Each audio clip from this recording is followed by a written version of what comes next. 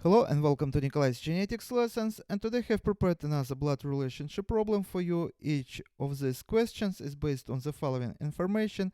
A plus B means A is the mother of B, A asterisk B means A is the father of B, A beta B means A is the brother of B, which of the following means Q is the grandfather of P, and how we are going to solve this problem.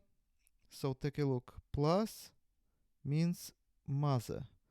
So let's put M here and M here. Asterisk means father.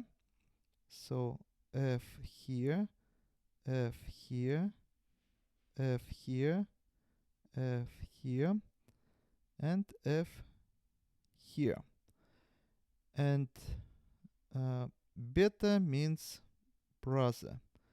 So we put B here and B here. Now we can solve this problem. For example, let's take variant of the answer A. P is the mother of N. So P is the mother of N. And N is the father of M. So N is the father of M, and M is the father of Q. M is the father of Q. And sex of the Q is not specified, so we use this sign. And again, what's the question? Which of the following means Q is a grandfather of P? And of course, Q cannot be a grandfather of P. And so this is wrong answer. Let's check answer B. Q is the father of N.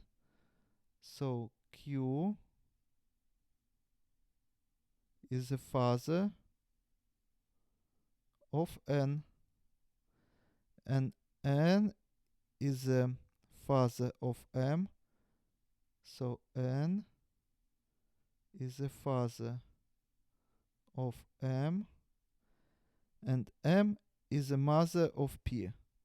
So M is the mother of P. Again, sex of the P is not specified. And again the question, which of the following means Q is the grandfather of P? Q is the father of N, Q is the grandfather of M, and Q would be great grandfather of P, but not grandfather. So this is also wrong answer.